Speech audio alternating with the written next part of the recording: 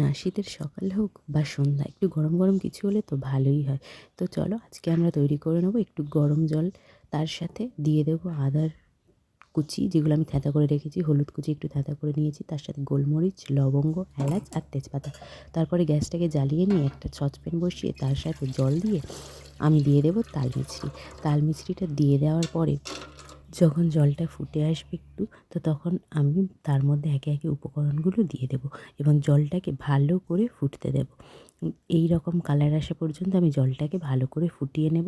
তারপরে যখন একটু ফেনা মতো হবে তখন আমি জলটাকে একটা গ্লাসের মধ্যে ছাঁকুনির সাহায্যে ছেঁকে নেব। তো আমাদের গরম জল বা চা যাই বলো না কেন তৈরি। যারা ভক্তিপথে আছো অথচ চা খেতে পারো না, তারা চাইলে এরকমভাবে বানিয়ে গোবিন্দকে নিবেদন করে অবশ্যই খেতে পারো। তো এভাবে করলে আমাদের ঠান্ডাটাও লাগবে না, এতে যা উপকরণ আছে সেগুলো শরীরের জন্য খুবই ভালো।